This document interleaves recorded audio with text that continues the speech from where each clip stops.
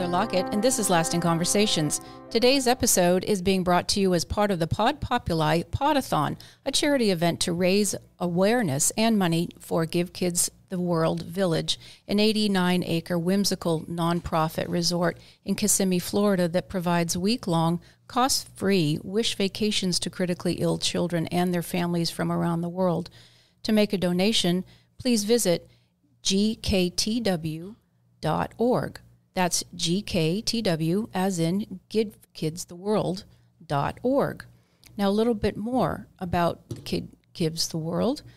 They are very highly rated, a whimsical nonprofit resort in Kissimmee that provides week-long cost-free vacations.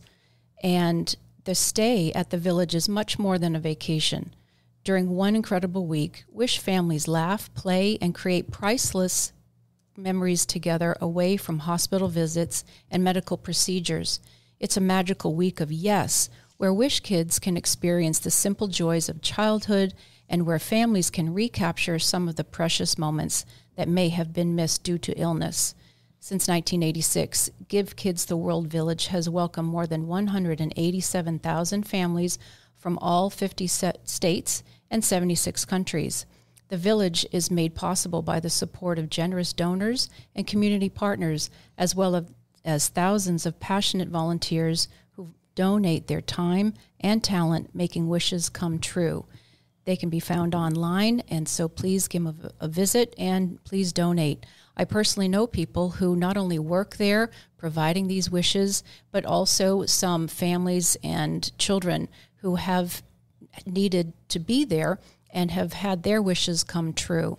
So in the name of community, this is a great way that Podpopuli has been being part of something so important that they've been online for 24 hours now, or by 8 o'clock tonight, it will have run the 24-hour route. And by the time you hear this, some of you are listening live, and some of this is recorded, so all of which is still lasting. That's why it's a lasting conversation.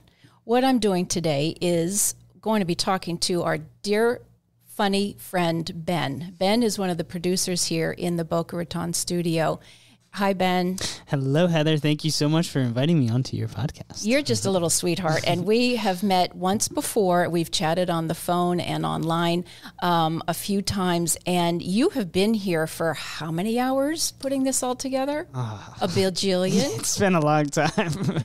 Yep. And I got a couple more hours left, so. Yeah, well, and not to make a plug of a certain company, but when they say running on Duncan, they're not kidding, are they? Oh, they're not. Yeah, I know. It's actually funny. This morning I was like, all right, we've got a couple more podcasters, probably about 8 more hours. Let me go get some donuts for them. They'll probably love it. They'll love it. Walk in. The only person that eats the donuts is Brian.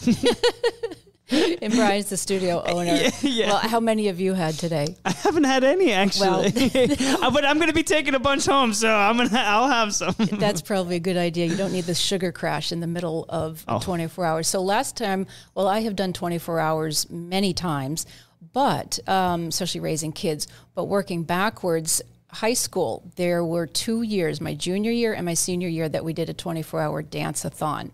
And we raised money for assorted different things. And it was really fun. The first year, and I had my high school sweetheart, and we danced together. The second year was okay. And I have to say, it was all because of REO Speedwagon.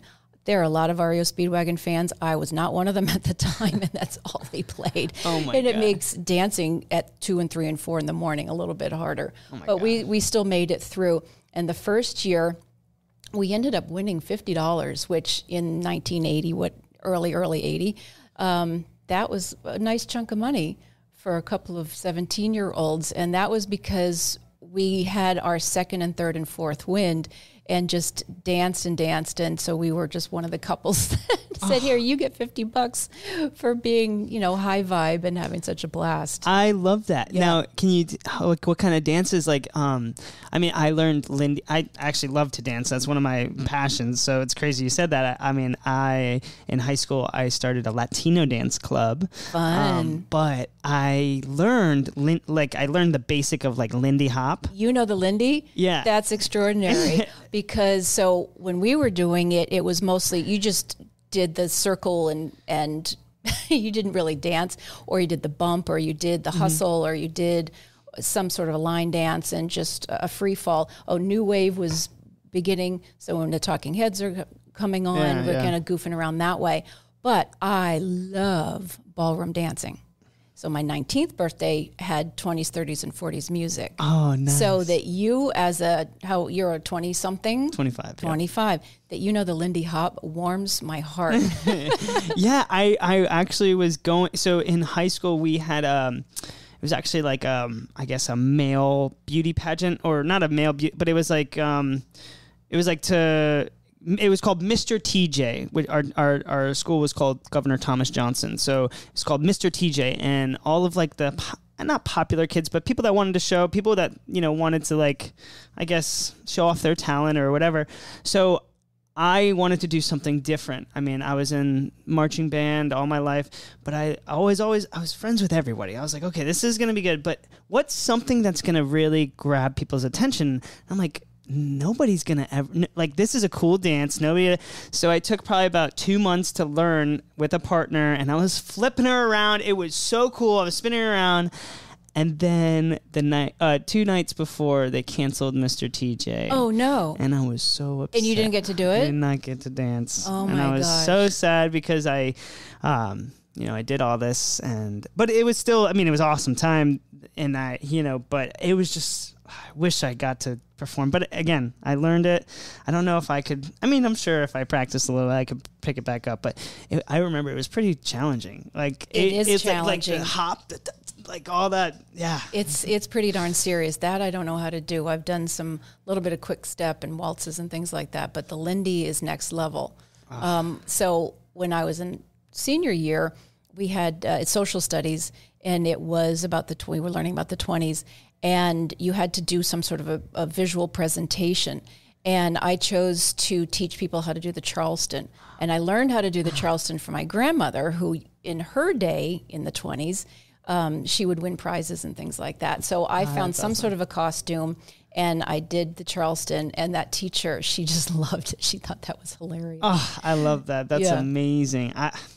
It's crazy that you brought the subject of dancing is because before here, as a studio director here, I used to be a hotel manager, and I worked for a hotel with a convention center, and they would have massive ballroom dances. Before I was a manager, I was the bellman, and as a bellman, they would have this every year. So I would see these people, and they would see me progress and everything. But when we started, I was the one taking all of these dresses, and they are heavy. They're heavy. Heather, they are not a 20, they are I was like, these are there was a 30-pound, 40-pound dresses.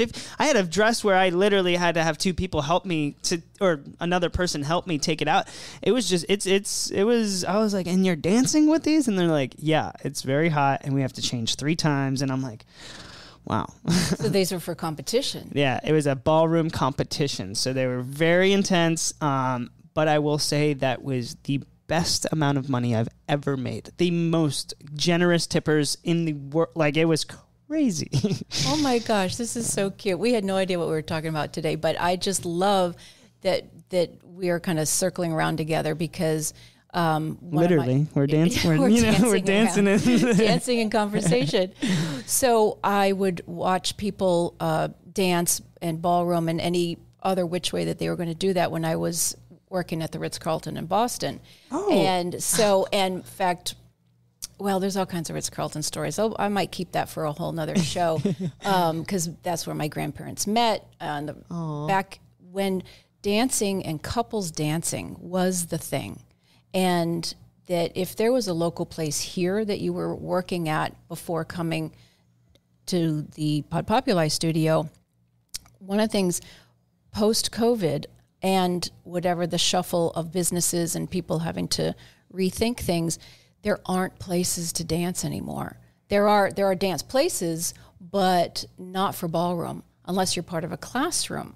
But even those studios are fewer and far between. So I'm all about it. We might have to talk, because I've been thinking about starting something. Really? I mean, when I was younger and I started this Latino dance club, and I'm actually half Colombian, but very out of tune with it. But I love to cook. I love to dance. So, we started this club and it took off. We went to different competitions, but like in the school and everything. But it was just so much fun. I love it. I think that dancing is something that it's becoming it's a turn of events, I guess. Dancing is not as, I wouldn't say, I guess, intimate. I mean, I don't know if that's the right word. Because it is. It's a very intimate thing to do, really. Yeah. And you're touching people, you're moving together, you have to relax and let the flow happen. The flow, exactly. You literally have to trust your partner. And that's whichever, if you're leading or following, you have to trust each other. So it's really next level. And in many, many ways, we've gotten away from that. So the nature of dancing has changed. And, I came up as a kid with the twist, and there was less and less couples dancing. There's a bug in the studio, so we'll have to deal with that. If I'm on camera going, what the heck is wrong with her? there's a fly in the ointment. But I think I don't want to call it a fad, because there are still people, young people or a different generation, that can appreciate the music from another time and appreciate having fun or getting dressed up and having like that. Here's a very young person learning the Lindy Hop, and with big band sounds, orchestras. But you can actually do it, or the Dancing with the Stars is very popular. Mm-hmm. There's a reason for that. Yep. And it really does take a certain conversation. It just does. You have to actually talk with your partner.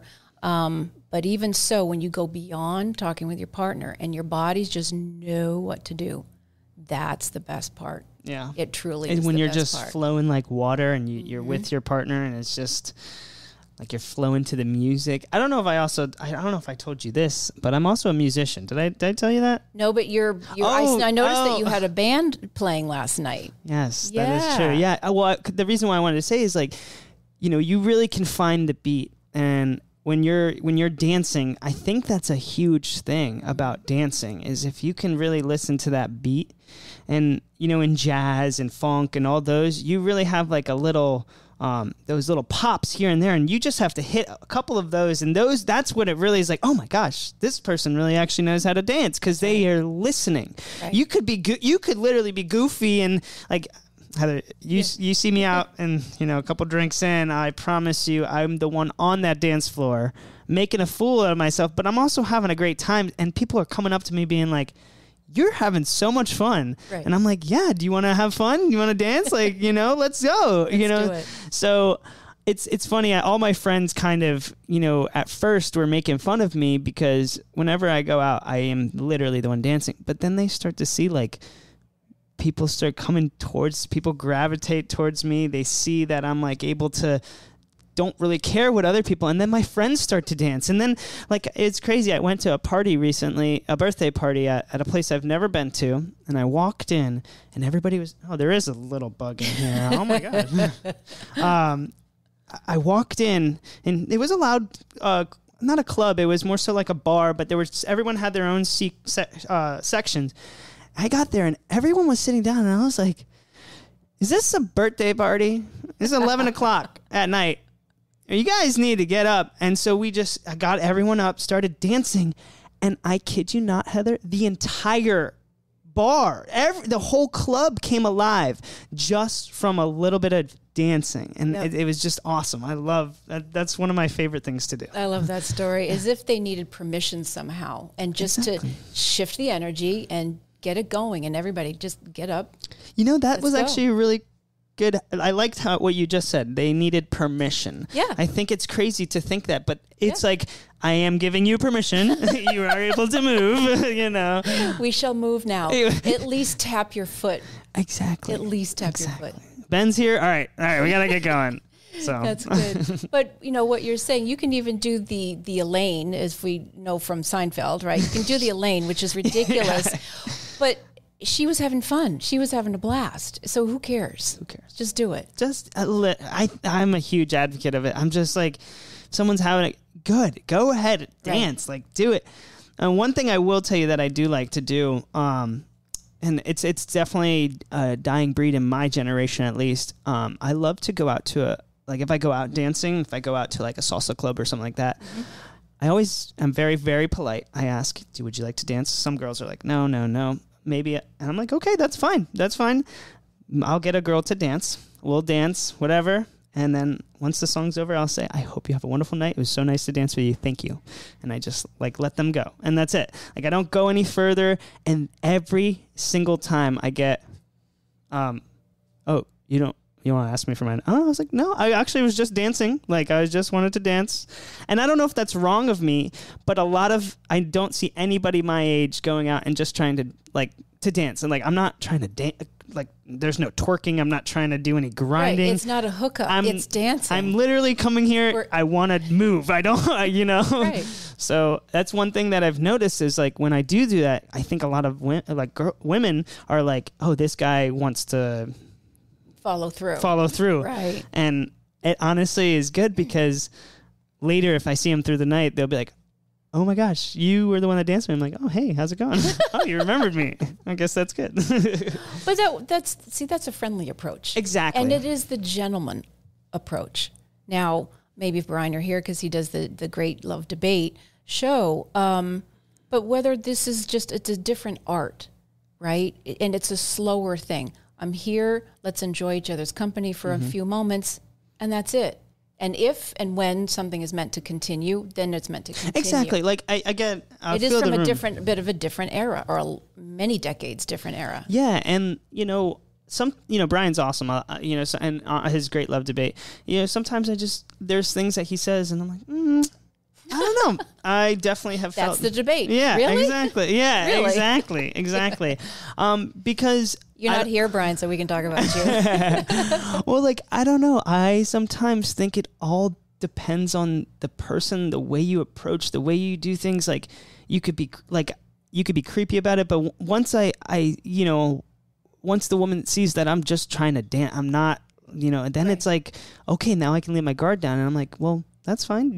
There was never time, but I get it, because in this world and nowadays, everybody's trying to, get with everybody and all that good stuff. But I don't know. I think dancing should still be you have two partners, you're making that connection. If you really do connect, you'll have that flow, that beautiful, it'll just, I don't know. It's transcendent. It's transcending. Yeah. Perfect word. Perfect.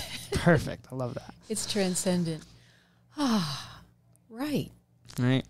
So do you have a genre of music that you like best? Or so you have the Latin music, which can actually really tend to be fast, but I love a nice salsa or, the rumba.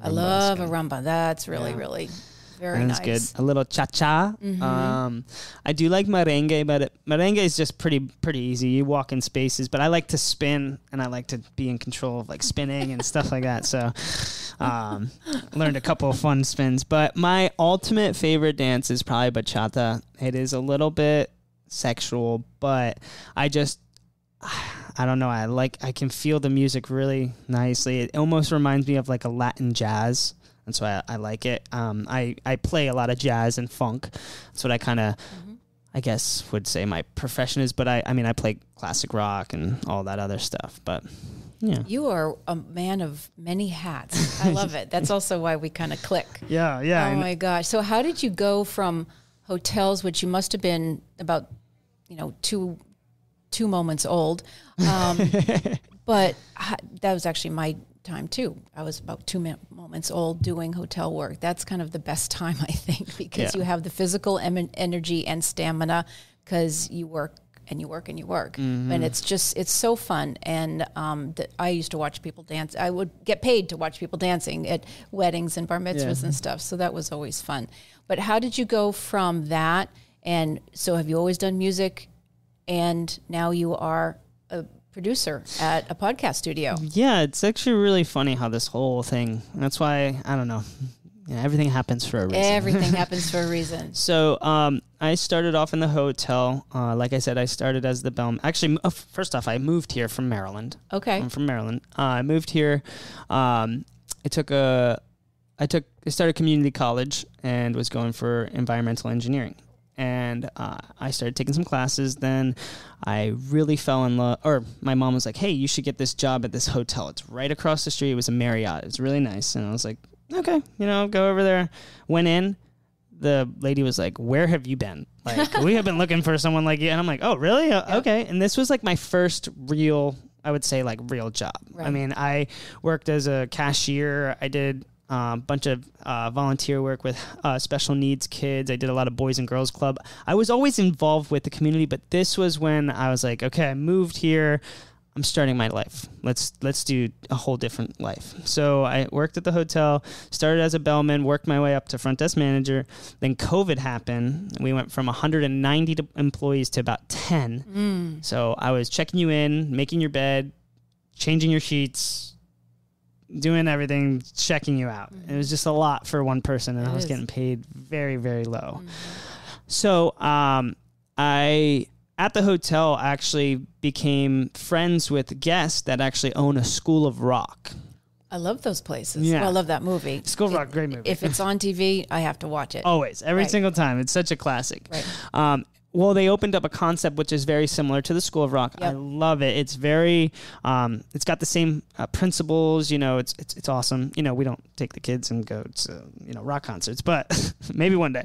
But to teach the skill and learning your instruments and playing, and then having a concert. They put on their own concerts. Exactly. You get put into the band setting, which is what's kind of unique about it is, you have your private lessons, but then you actually have kids that are the same age as you come together. Yeah. And so that is one of the most beautiful things about the School of Rock. And so I've started working there, teaching music. And then COVID hit. I got another job actually working at a deli over here. I started as a dishwasher, just some other hours. So I was working like 3 or 4 jobs at this point. And I was like, oh my gosh, I'm getting tired. I was working at the bagel shop, and it was awesome. I was just the bus boy, and then I was going out and talking to people, and people are like, oh, hey, and I haven't seen you. And I'm like, hey, you enjoying everything, blah, blah, blah. They're like, oh, do you own this place? And I'm like, oh, no, I'm actually just the bus boy. And they're like, oh, well, you're so personal, blah, blah, blah. And I would get that every single day. So the owners there, they were actually my age. So they got this restaurant. They're twins and everything. So they got this opportunity. They started seeing all of the people loving me. So then I got kind of moved up to like front, and again, it was just to help out. This was just helping out. And so then people started really liking me, and they're like, all right, Ben, you should be taking the orders. So I started taking orders, then started dealing with problems because I had the customer service from the hotel. And, one thing led to another. I started really loving that place and flourishing. And anyways, a gentleman that came into the bagel shop used to come into the hotel, saw me there. And he was like, Ben, it's been a long time. And I'm like, oh my gosh, well, yeah, it's been awesome. He's like, I watched you every day. You were taking care of people so well, like all this stuff. I'm like, well, thank you. And so he kind of insinuated he wanted to bring me under his wing and like start talking to him, and he was very successful. So I was like, yeah, let's kind of talk. So we started talking. He asked me to come work with him. I started working like little things, helping him with his business.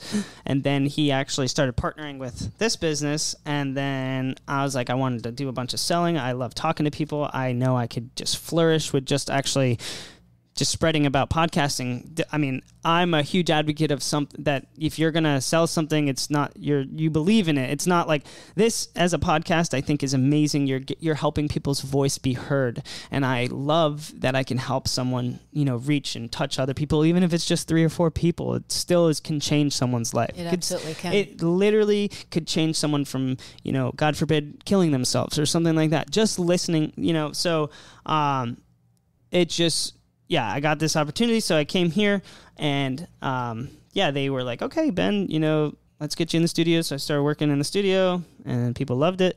So I came in here. It was very not what I was hired to do, but I started to fall in love with producing and helping people. And sorry, I kind of went on a tangent, but I gave you a little bit of synopsis of Ben. There you go. There you go. But so this is just it, Ben. And we can kind of, just bring it back to it's not quite a full circle, but it gets into how this place really is so personable, and that you are professional and you're warm and you're welcoming and you know your stuff, and you're here to help people thrive and to give the voices. You wear many, many hats, but you do it with such joy and enthusiasm that is very, very infectious. And I appreciate it, and I appreciate you. Well, thank you so much, Heather. Where can we find your music? Oh, yeah.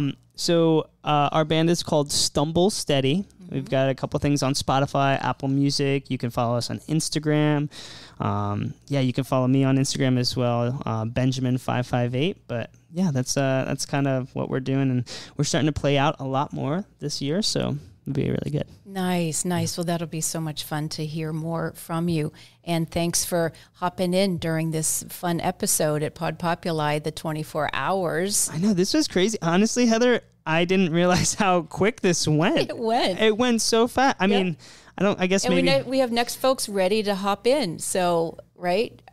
Yeah, that's okay. This is working out just great. Okay. So what I wanted to make sure to remind people not to forget to please support Give Kids the World by visiting gktw.org and making a donation. Your caring goes a long way towards the care of these kids and their families. And any type of donation or volunteering of your time, if you're here in Florida, is very, very much appreciated. Thank you for listening, everybody. And please be sure to like, follow, review, and share this podcast, Lasting Conversations. And if you'd like to be part of the conversation, send emails to podcasts@lastingconversations.com and follow us on Facebook. This is Lasting Conversations. We get to the heart of everything.